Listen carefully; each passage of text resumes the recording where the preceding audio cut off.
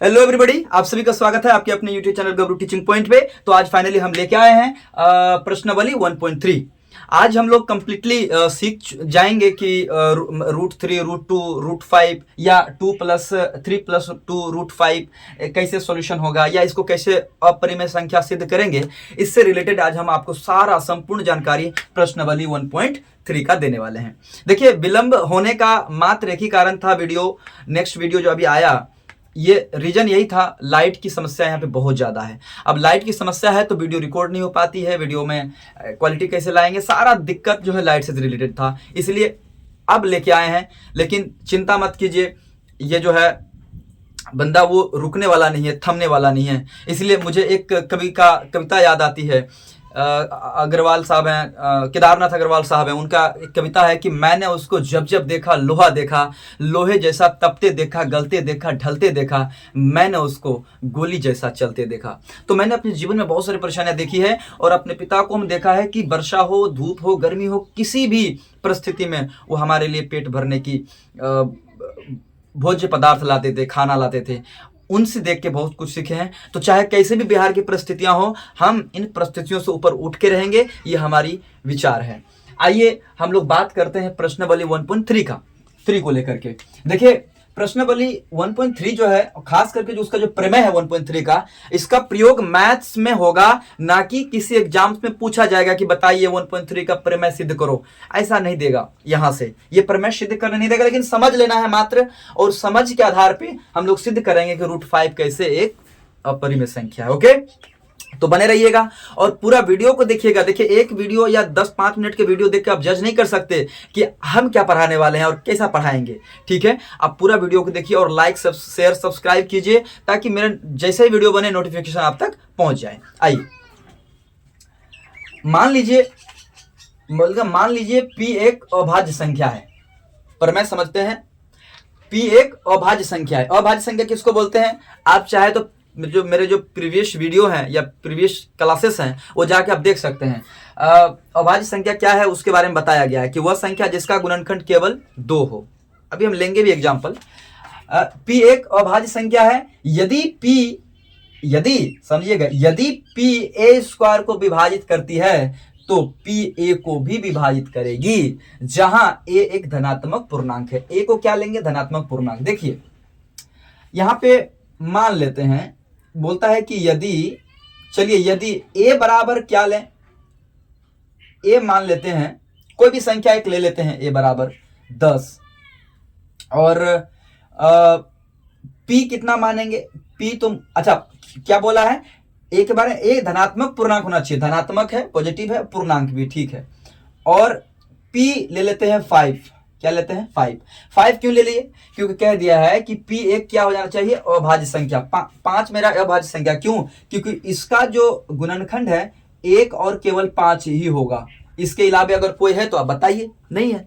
तो जिसका केवल 2 गुणनखंड हो वो अभाज्य संख्या कहलाता है, जिसका 2 से अधिक गुणनखंड हो वो भाज्य संख्या कहलाता है। ये बात हम प्रीवियस क्लासेस में भी कर चुके हैं। ओके, तो हम यहाँ पे क्या बोल दिया? कंडीशन हमें दे दिया है कि P एक अभाज्य संख्या है, जो हम ले लिए हैं, और P a को विभाजित करती है। कहता है कि P a² को विभाजित करती है। P जो है, देखिए यहाँ पे तो हम मान लिए a बराबर, यदि कहता है यदि a बराबर 10 है, मतलब 10 का स्क्वायर बोल दिया है ना, P a² को विभाजित करती है। a मान क्या लिए हैं?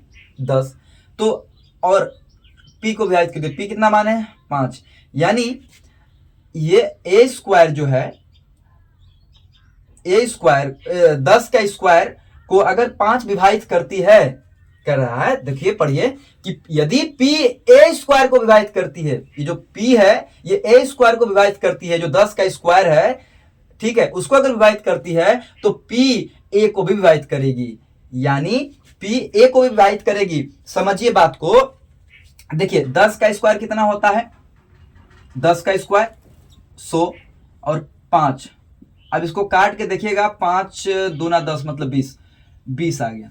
लेकिन तो यहां पे कहता है कि, फिर समझिए कि अगर P जो है, जो 5 है, जो हमें अभाज्य संख्या लेनी है, a² को विभाजित करती है तो P a को विभाजित करेगा, मतलब P मतलब ये 10 जो है a को विभाजित करेगी, मतलब 10। तो इतना, यानी ये भी विभाजित करेगी, मतलब स्क्वायर हटा दीजिए, मतलब पी ए को विभाजित करेगी, पी ए यहाँ पे ए स्क्वायर है, वही ए को सिर्फ लिए स्क्वायर हटा दिए हैं तो विभाजित करेगी 5 दूना 10। समझ में आ रही बात? बस मात्र यही थ्योरम है, प्रमेय है 1.3, और इसके अलावे भी कुछ नहीं है। ठीक है, समझ आ गई बात? अब कोई एक दूसरा एग्जांपल लेते हैं। ए बराबर, यदि ए बराबर हम क्या ले लें, कुछ ऐसा संख्या ले लें ए स्क्वायर जो धनात्मक पूर्णांक हो, सवाल में कह दिया है। चलिए हम 4 लेते हैं, 4 स्क्वायर लेते हैं बटे, और p क्या लेंगे, p हमें हमेशा याद रखना है कि p एक अभाज्य संख्या लेना है। और अभाज्य संख्या जैसे 2 भी मेरा तो एक अभाज्य संख्या ही है, चलिए 2 लेके देख लिए। तो आप देखिएगा 4 चौके 16 बटे 2 कटेगी 8। अब देखिए यहां पे देखिए कि हमें क्या बता रहा है कि अगर p मेरा क्या है 2 है और a स्क्वायर क्या है, ये वाली संख्या है a स्क्वायर, बोलता है कि विभाजित करती है, अगर करती है, कंडीशन है अगर p a स्क्वायर को विभाजित कर देती है, भाग लगा देती है, तो p a को भी विभाजित करेगी, p a को भी विभाजित करेगी, यानी 4 जो है 4 को ये 2 विभाजित करेगी ही, अगर ये कर दिया तो 4 दूना 8, देखिए पूरा पूरा भाग लगा दे रहा है, विभाजित कर दे रहा है। ठीक, एक एग्जांपल और ले लेते हैं। देखिए 5 का स्क्वायर बटे 3 कर देते हैं। 5 ले लिए मेरा ए स्क्वायर, और p मेरा अभाज्य संख्या लिए है। ठीक है, अब क्या ये विभाजित करेगी क्या? नहीं करेगी। अब करके देखिए, लाइट चली गई, चलिए अभी दिन है, करेगी क्या बताइए? ये जो 5 है, देख पा रहे हैं आप, 5 स्क्वायर, 3 क्या 5 स्क्वायर को विभाजित कर पाएगी? नहीं, ये नहीं कर पाएगी। 5 5 25 और बटे 3 विभाजित नहीं कर पाएगी, देख लीजिए। तो क्या, तो हमें बात तो खत्म हो गई ना। तो 3 जो है 5 से विभाजित नहीं करेगी, 3 जो है 5 को विभाजित नहीं करेगी, ये जो 3 है 5 को विभाजित नहीं करेगी, वही कंडीशन। तो अगर ये कर दिया तो ये भी करेगा, अगर यहां देखिए अगर ये नहीं किया तो ये भी नहीं करेगा।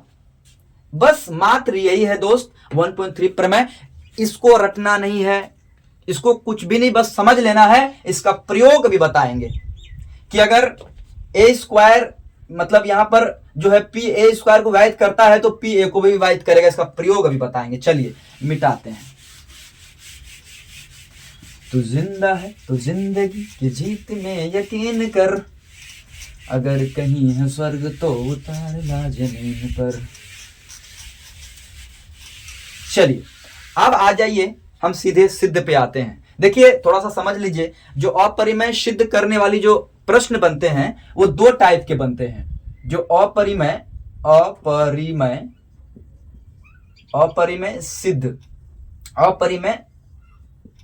सिद्ध, चलिए सिद्ध पे सीधे आते हैं। अपरिमेय सिद्ध करने वाली जो संख्या तो 2 तरह के बनते हैं। एक तो आप देखिएगा, एक टाइप के जो क्वेश्चन होंगे वो देखिएगा आपको √2, √3, √5, √7, √13, √17, इस तरह का, ये सब क्या है, ये 1 टाइप का क्वेश्चन होगा। और इसका जितना भी आप चाहे इसका सिद्ध कर लीजिए, इसका सिद्ध कर लीजिए, इसको सिद्ध कर लीजिए, इसको सिद्ध कर लीजिए, इसको सिद्ध कर लीजिए, या इसको सिद्ध कर लीजिए, सेम पैटर्न रहता है। उसी प्रकार एक तो आपका आएगा कि ऐसा दूसरा टाइप का जो प्रश्न रहेगा 2 इतना हो सकता है, या 3 + √5 इस तरह का हो सकता है, या 1/√7 इस तरह का हो सकता है। ये भी तो अपरिमेय संख्या है। तो 2 तरीके से प्रश्न आपके सामने बन के आ सकता है अपरिमेय सिद्ध करने पर आधारित, एक तो इस तरह का और एक इस तरह का। तो देखिए हम दोनों तरह के प्रश्नों को आपको प्रश्नावली 1.3 में करने वाले हैं। ठीक है, पूरे वीडियो में बने रहिए। देखिए पहला वीडियो देख करके खास करके देखिए, जो पहला नंबर प्रश्न है, दूसरा नंबर, तीसरा नंबर है। पहला नंबर प्रश्न ज्यादा टफ है, उसके बाद दूसरा और तीसरा आसान है, वो तो हम चुटकियों में आपको समझा देंगे। लेकिन दूसरा जो पहला प्रश्न √5 कैसे है अपरिमेय संख्या सिद्ध करो, वो थोड़ा सा टफ पड़ सकता है कंपैरेटिवली इसके, लेकिन आप जब बने रहोगे तो पूरा समझ में आएगा क्लियरली। चलिए अब क्या करेंगे, इसमें ना उल्टा मानना पड़ता है। आप उल्टा मान लो। जैसे पहला प्रश्न क्या है, यहाँ पे देखिए इस कोने में आपको दिख रहा है कि सिद्ध कीजिए कि √5 एक अपरिमेय संख्या है प्रश्नावली 1.3 में। तो देखिए पहला नंबर का जो हल करेंगे तो मान लेंगे, क्या मानेंगे, उल्टा थोड़ा मानना होता है, इसमें विपरीत मानना होता है। लिखिए माना कि रूट फाइव एक क्या है, एक परिमेय संख्या है। तो सब दुनिया को पता है कि रूट फाइव एक अपरिमेय संख्या है। मतलब बात वो हो गई कि ये तुम्हारा बाप है, सिद्ध करो कि तुम्हारा बाप है। ये तुम्हारी माँ है तो सिद्ध करो कि तुम्हारी माँ है। तो समाज को पता है कि तुम्हारी माँ है, बाप है, लेकिन फिर भी सिद्ध करना है कि तुम्हारे बाप है। वैसे ही है, रूट फाइव दुनिया को पता है कि अपरिमेय संख्या है, परंतु आपको सिद्ध करना है कि ये अपरिमेय संख्या है। ठीक है, माना कि रूट फाइव एक परिमेय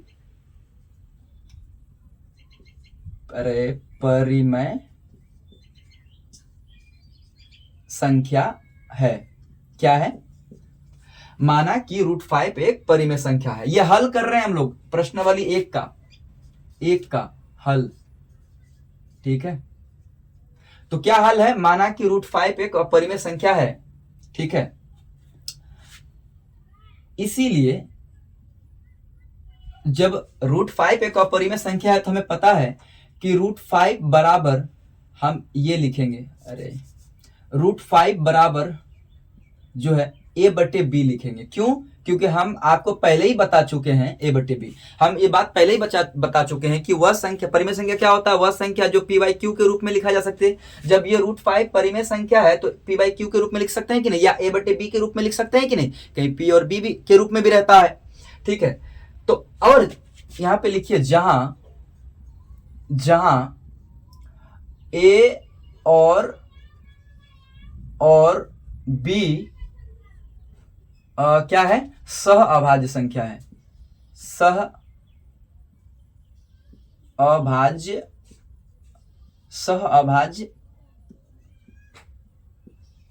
संख्या है या पूर्णांक है।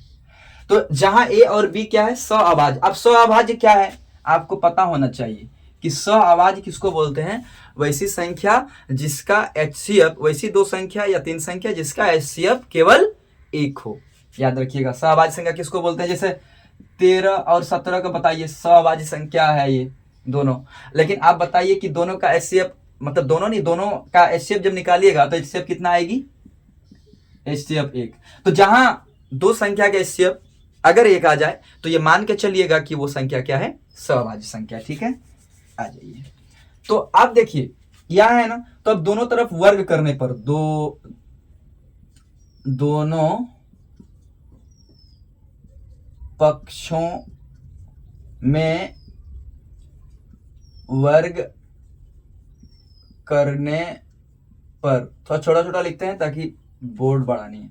दोनों पक्षों में वर्ग करने में, वर्ग मतलब स्क्वायर, यानी रूट फाइव के भी वर्ग करना पड़ेगा और a बटे b में भी वर्ग करना पड़ेगा। तो क्या आ जाएगा? रूट फाइव का स्क्वायर कितना होता है पता है? रूट फाइव का 5 होता है। a स्क्वायर बटे b स्क्वायर।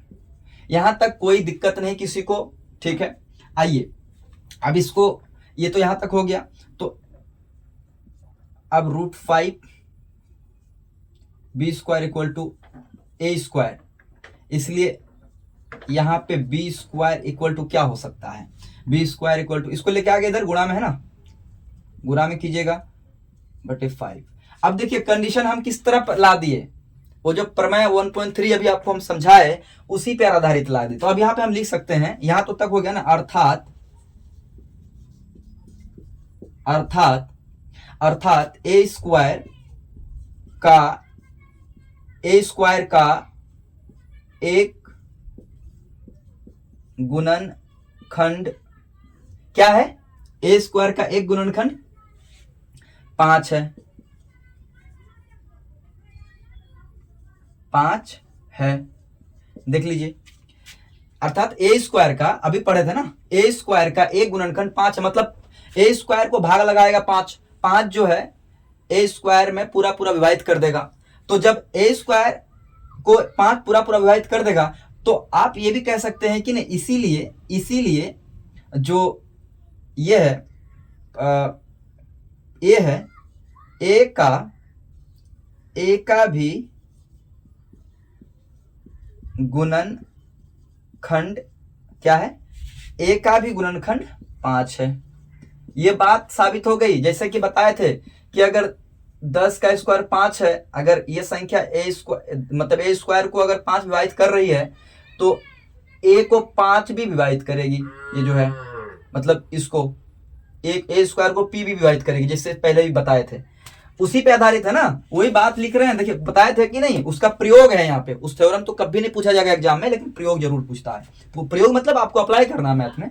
ए स्क्वायर का एक गुणनखंड 5 है, इसलिए ए का भी गुणनखंड 5 है। यहां तक बात समझ में आ गई। चलिए उसके बाद माना, थोड़ा सा एक स्टेप ज्यादा करेंगे आज यहाँ पे। ए बराबर 5n, क्या मान लेते हैं 5n, जहां क्या है n क्या है, जहां n एक पूर्णांक है, n कोई क्या है, जहां n कोई पूर्णांक है। देखो दोस्त, मैथ मुझे आती है परंतु मेरे पास संसाधन ठीक नहीं है, ठीक है। आप हमारे जरिया संसाधन के बन सकते हैं। आप सब्सक्राइब कीजिए और अपने दोस्तों को, पढ़ने वाले दोस्तों तक फैलाइए, ठीक है, ताकि हमें उत्साह मिले, हमें प्रेरणा मिले और अच्छे से काम करने का और अच्छे से टॉपिक को लाने का, ठीक है। इतनी बात समझ में आ गई, जहां n कोई पूर्णांक है। अब क्या करेंगे, तो आपको पहले ही पता है कि यहां पर √5 बराबर क्या मान के रखे हैं पहले समीकरण 1 में, a बटे b, ठीक है। यहां a मान ली तो a क्या जगह पे मान बैठा के रखेंगे, तो ठीक है।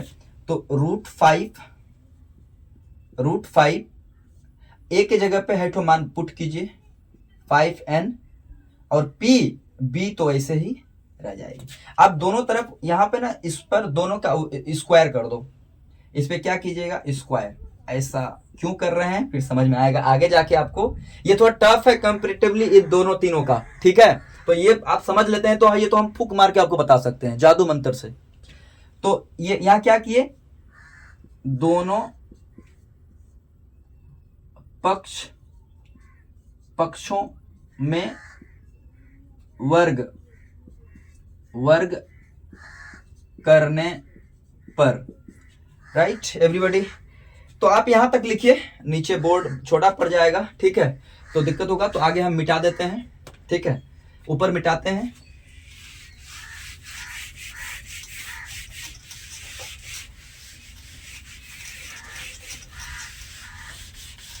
चलिए अब यहां के बाद स्टेप आगे बढ़ेगी, ठीक है।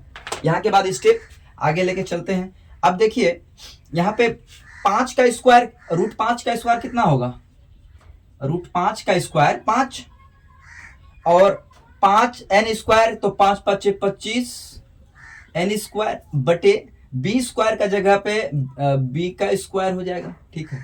अब इसको थोड़ा क्रॉस कीजिए जैसे किए थे, 5b स्क्वायर इक्वल टू, अब यहां पर 25n स्क्वायर। देखिए स्टेप आपको रिपीट करवाएंगे, यही वाला स्टेप जो लिखे थे ना यहाँ पे, वैसे यहाँ पे रिपीट होगा। तो एक स्टेप देखिए, ये स्टेप थोड़ा रट लीजिए चलेगा, क्योंकि ये मैथ जो है ना तो रटने पे भी आधारित हो गया है, क्या कीजिएगा। तो n स्क्वायर बराबर क्या हो जाएगा, n स्क्वायर बराबर तो आपको पता है 5b स्क्वायर बटे n स्क्वायर। क्या कर सकते हैं, हाँ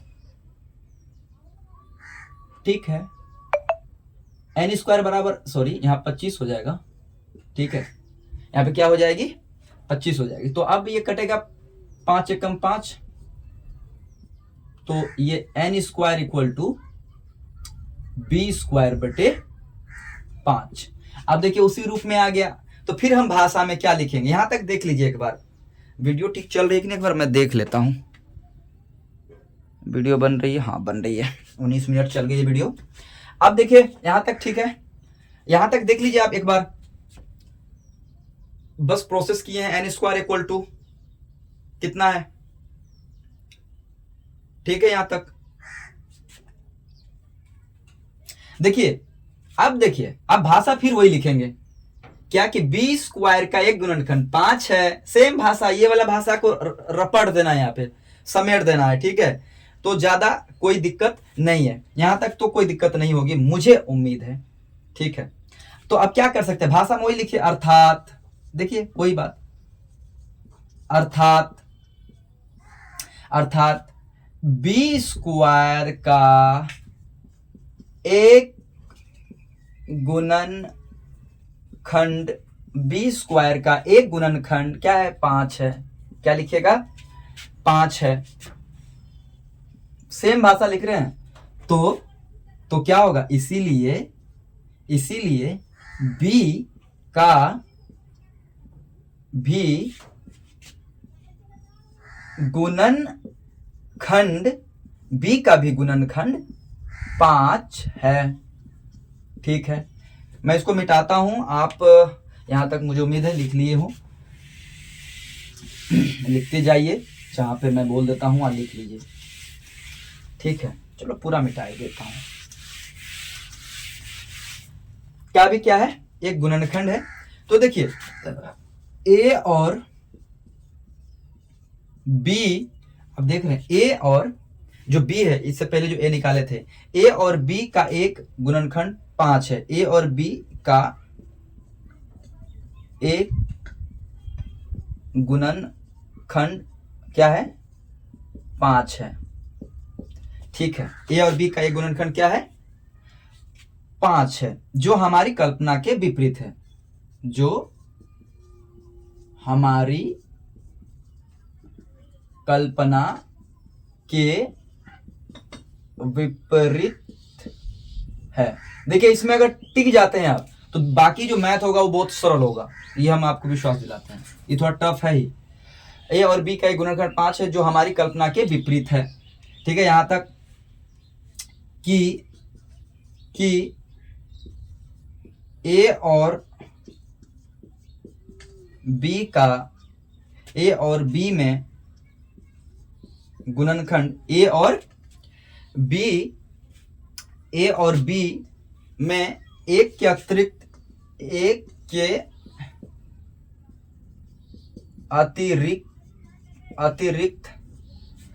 ए और, लाइट फिर से चली गई है। ए और बी में आपको दिख रहा है कि नहीं? ए और बी में, तो मैं कैमरा में देख लेता हूं कि दिखाई दे रही कि नहीं। हाँ, ठीक है, ठाक है। थोड़ा सा प्रकाश इधर से ज्यादा पड़ रहा है ना। ए और बी लिख लीजिए। ए और बी एक के अतिरिक्त कोई, ठीक है, कोई उभयनिष्ठ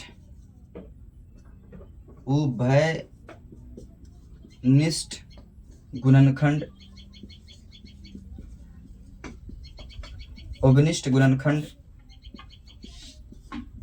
नहीं है। जब नहीं है तो हम कह सकते हैं ना, अतः √5 एक क्या है? अपरिमेय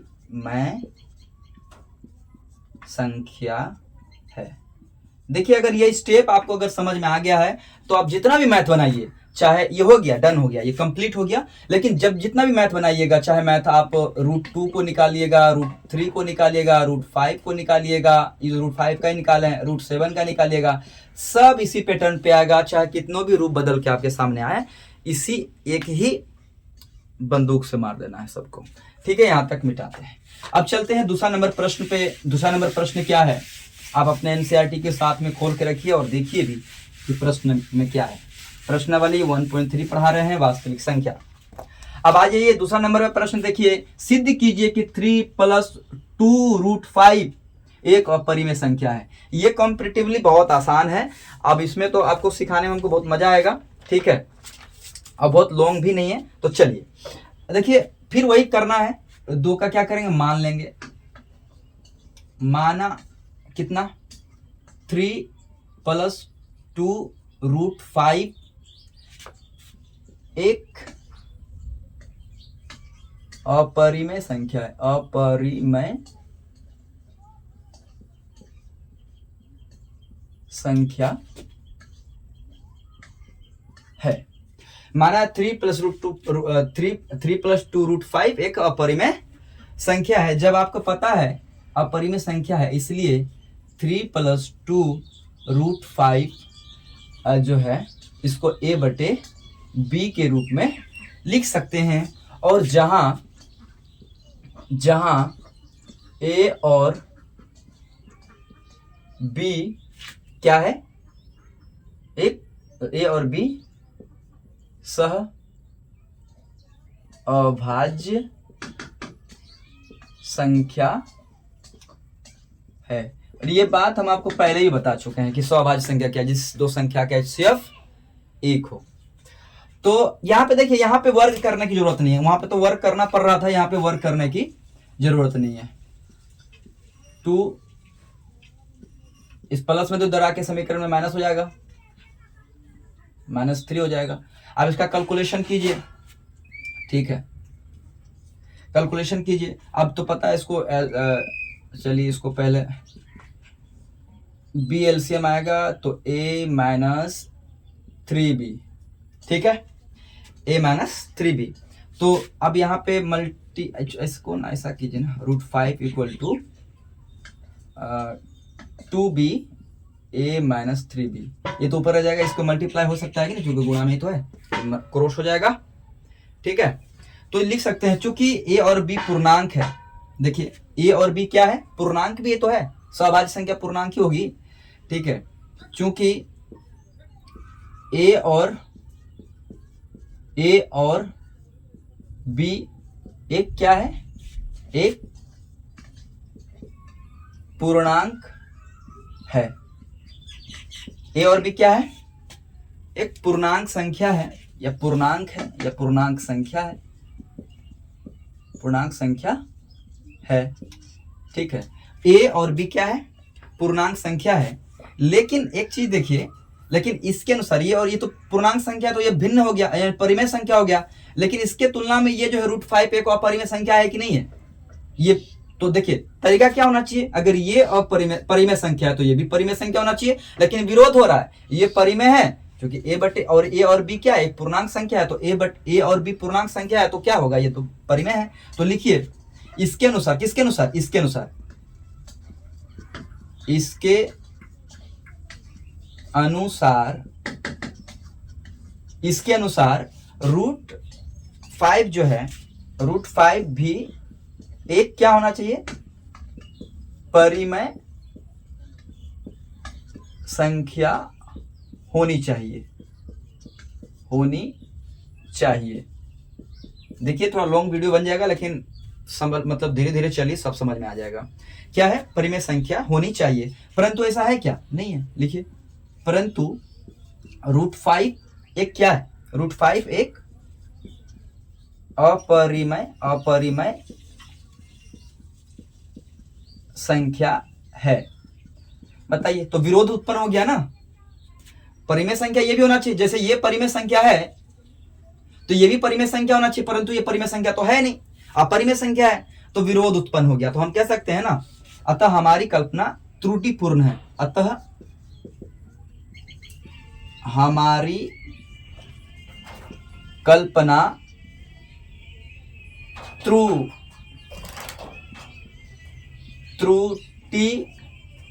त्रुटिपूर्ण है। क्या है, त्रुटिपूर्ण है। क्या है, त्रुटिपूर्ण है, परंतु √5 एक अपरिमेय संख्या, अतः हमारी कल्पना एक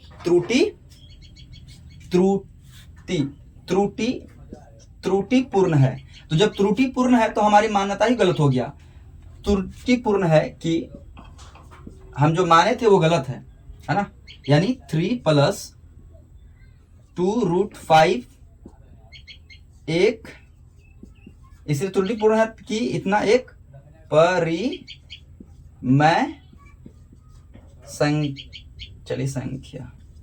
संख्या है, ठीक है। 3 + 2 √5 एक अपरिमेय संख्या है, अतः परिमेय संख्या है, अतः या इसीलिए हम कह सकते हैं कि 3 + 2 √5 फाइनली हम जो है यहाँ पे सिद्ध कर दिए, एक क्या है, अपरिमेय संख्या है। ये कंपैरेटिवली उससे आसान है। देखिए यही है, ये बाकी सब स्टेप में यही लगेगा, ठीक है। इसको लिख लीजिए आप एक बार। चलिए मिटा देते हैं। अब प्रश्न नंबर तीसरा, प्रश्न तीसरा में सिद्ध कीजिए कि क्या है, दूसरा हो गया, हाँ तीसरा, कि 1/√2 एक क्या है, एक अपरिमेय संख्या है। ठीक है, तो चलिए इसको सिद्ध करते हैं। फिर वही उल्टा करना होगा, 3 का 1 है ना, तो लिखिए माना कितना है, 1/√2 एक परिमेय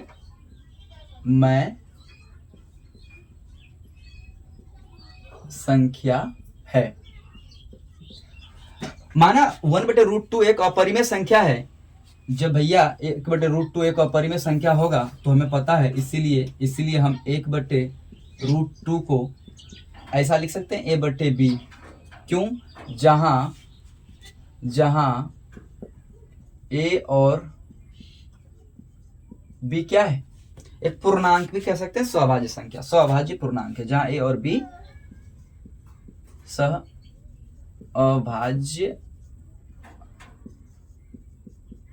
पूर्णांक है।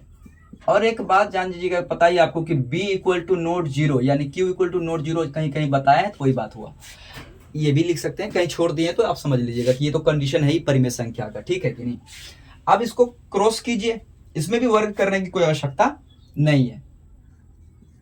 तो क्रॉस कीजिएगा तो a = b। ठीक है, तो √2 = क्या हो जाएगा, b/a। ये भिन्न हो गया, ये अपरिमेय संख्या। फिर वही बात लिखेंगे चूंकि a और फिर वही भाषा है। देखिए भाषा एकदम सेम आप लिखा जाएगा। a और b एक क्या है, पूर्णांक है। जब भैया a और b पूर्णांक है तो ये तो परिमेय संख्या हो गया। अतः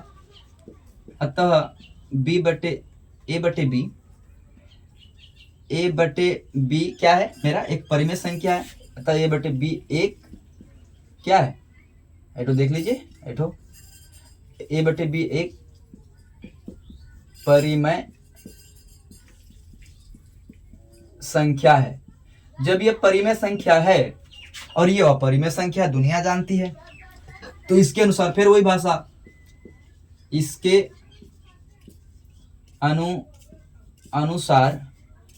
अनुसार √2 भी क्या होना चाहिए, √2 एक अपरिमेय संख्या होनी चाहिए। √2 एक अपरिमेय संख्या होनी चाहिए। सेम भाषा है, जो एक सीख जाएगा उसी पैटर्न पे। देखिए प्रैक्टिस का चीज है ये, बार बार प्रैक्टिस कीजिएगा तो सीख जाइएगा। परंतु क्या है, ऐसा है क्या, परंतु √2 एक क्या है, एक अपरिमेय संख्या। √2 एक अपरिमेय संख्या है। ठीक है, परंतु √2 एक क्या है, अपरिमेय संख्या। तो हमारी कल्पना तो गलत हो गई ना। अतः हमारी कल्पना त्रुटिपूर्ण हो गई। क्या हो गई, त्रुटिपूर्ण है। क्या है त्रुटिपूर्ण, कि हम जो मान चुके हैं 1/√2, ये ना √2 एक परिमेय संख्या है, एक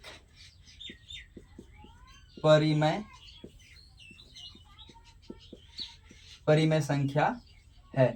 यही तो मान रखे थे ना गलत, क्योंकि ये मेरा जब परिमेय संख्या हुआ तो भैया ये भी तो परिमेय संख्या होगा, लेकिन ये तो अपरिमेय संख्या निकला। देखो a और b एक परिमेय संख्या मान चुके हैं ना यहाँ पे, तो इसके अनुसार √2 भी एक अपरिमेय संख्या होना चाहिए। एक ये अगर परिमेय है तो ये भी क्या मेरा होना चाहिए, सॉरी यहाँ पे परिमेय संख्या होना चाहिए। जब ये परिमेय है, इसके अनुसार √2 एक परिमेय संख्या होनी चाहिए। जब ये परिमेय संख्या है तो ये भी √2 भी क्या होना चाहिए, परिमेय संख्या होनी चाहिए। परंतु √2 एक अपरिमेय संख्या है, इस अतः हमारी कल्पना त्रुटिपूर्ण होगी। जो मान लिए थे 1/√2 अपरिमेय संख्या है, ये गलत हो गया। इसीलिए 1/√2 एक अपरिमेय संख्या है। चलिए इसको लिखिए, नोट कीजिए, ये हो गया समाप्त। उसके बाद 2 मैथ्स और रह जाता है, ठीक है, इसी पे आधारित बनेगा। चलिए मिटा दें, लिख लीजिए।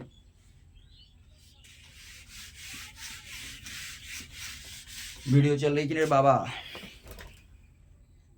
35 मिनट वीडियो चल चुकी है और 5 मिनट में देखें बना पाते हैं कि नहीं। लॉन्ग वीडियो हो जाने के बाद परेशानी होती है। अब सोच रहे हैं कि इसको पढ़ा के ही खत्म कर दूं। तीसरा नंबर का जो दूसरा नंबर प्रश्न है 7√5, देख लीजिए वहां पे 7√5 उसको कैसे करें। सेम टू सेम है प्रश्न जो है।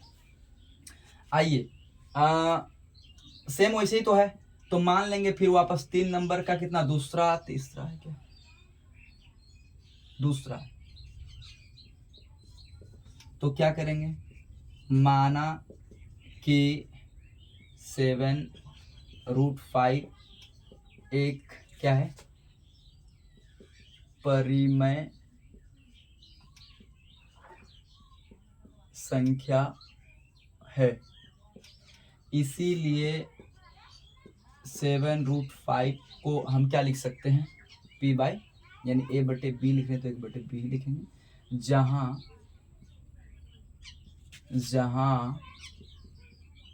a और b सह अभाज्य पूर्णांक है। सहभाज्य संख्या है, पूर्णांक की बात हुआ, सहभाज्य संख्या है, ठीक है। तो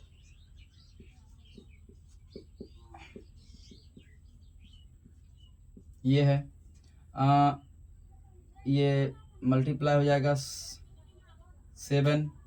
अच्छा ऐसा कीजिए, ये 7 का इससे मल्टीप्लाई कर दीजिए, a/b की जगह पे 7b। क्या ऐसा लिख सकते हैं, 7 है ना, है जी, हाँ 7 है। तो इसको तो हम ऐसा लिख सकते हैं कि नहीं लिख सकते हैं, देख लीजिए। सेम भाषा लिखेंगे, जो भाषा आज तक अभी जो मैथ बनाए हैं उसी तरह के भाषा इसमें भी हम लिखेंगे, ठीक है। तो भाषा में कोई हेर फेर नहीं होनी चाहिए, ठीक है।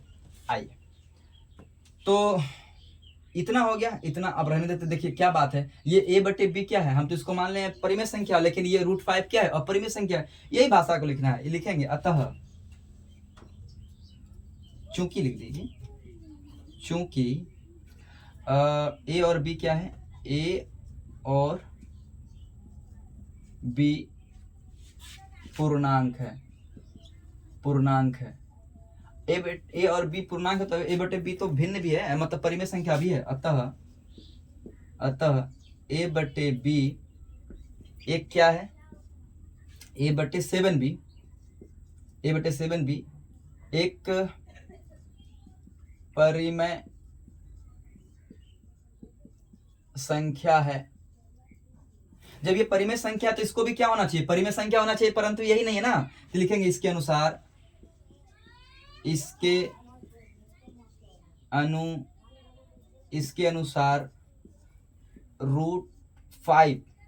इसके अनुसार √5 भी एक क्या होना चाहिए,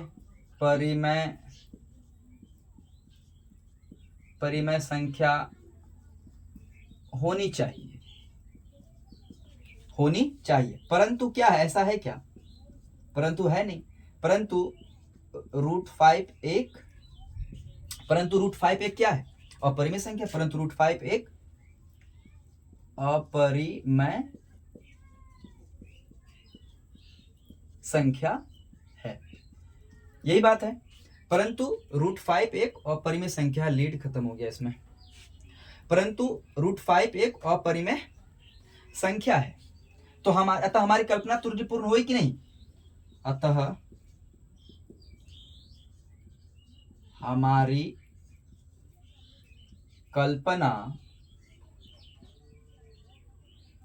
त्रुटिपूर्ण है कि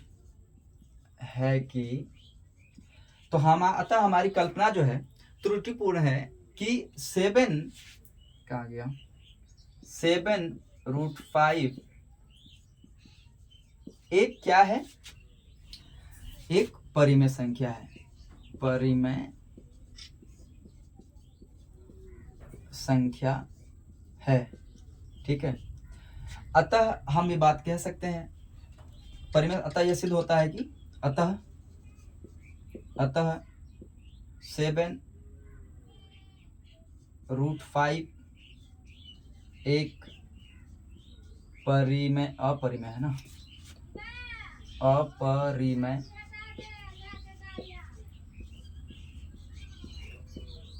संख्या है। ये सिद्ध हुआ, एक बार नोट कर लीजिए। तो आइए फिर 3 नंबर का तीसरा प्रश्न, जो 6 + √2 अपरिमेय संख्या, इसको सिद्ध करना। सेम वैसे ही करेंगे। चलिए तीसरा नंबर में प्रश्न नंबर है, तीसरा नंबर है ना, तीसरा का तीसरा।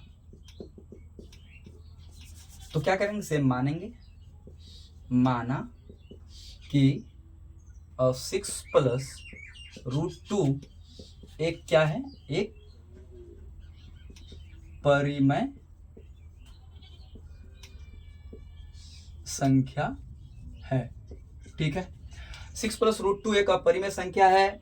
और चलिए इसको मिटा देते हैं, यही तो सिद्ध करना है ना हमें। इसीलिए 6 + √2 को आप a/b लिख सकते हैं, जहां a और b सह अभाज्य संख्या है। दोस्तों बारिश आने वाली, बहुत भयंकर अंधेरा हो गया, लाइट भी चली गई है। जहाँ a और b एक सहअभाज्य संख्या है और b = नॉट 0, ये तो कंडीशन है, यही तो कंडीशन है परिमेय संख्या का। जाके देख लीजिए, नहीं अगर आता है 9 क्लास में ही पढ़ाएं, वहाँ पे बताया गया है पूरे, वहाँ से भी कर सकते हैं आप। तो यहाँ पे आइए 6 + √2 √2 a/b। तो √2 क्या हो जाएगा, a/6b। अब देखिए फिर यहाँ पे देखिए, ये परिमेय संख्या a और b आप लिखिएगा ना, चूंकि a, चलिए इधर लिख देते हैं, चूंकि a और b पूर्णांक है, क्या है, पूर्णांक है, इसीलिए a/6b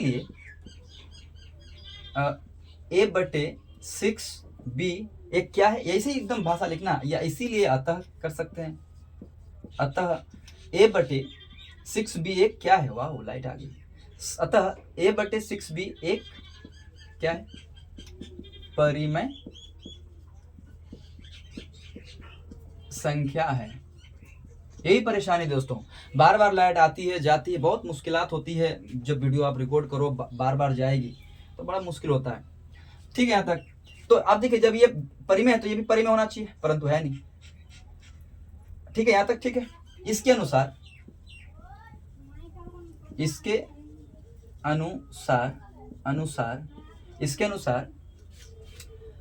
√2 भी एक क्या होना चाहिए, एक परिमेय संख्या होनी चाहिए, परंतु ऐसा है क्या, परंतु ऐसा नहीं है। ठीक है, परंतु √2 एक अपरिमेय संख्या है। देखिए ये परिमेय, ये अपरिमेय, तो विरोधाभास हुआ ना, विरोधाभास इसी को बोलते हैं, त्रुटिपूर्ण बोल सकते हैं। परंतु √2 एक अपरिमेय संख्या है। अतः हमारी मान्यता ही गलत हो गया, अतः हमारी कल्पना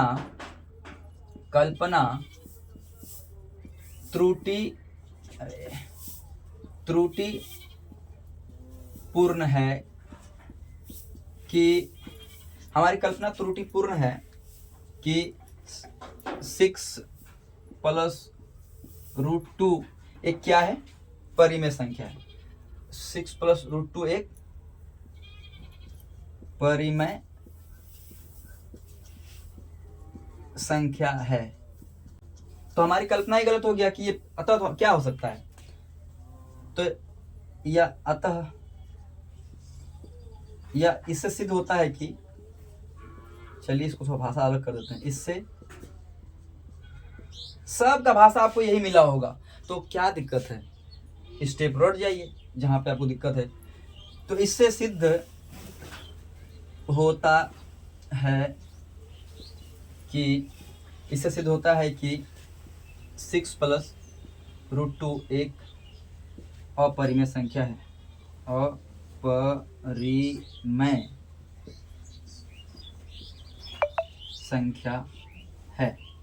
चलिए दोस्तों, आज की क्लास ये 6.3 नहीं 3.1.3 ना है 1.3 प्रश्नावली का पूरा कंप्लीट हो गया। ठीक है, एक्सरसाइज कंप्लीट।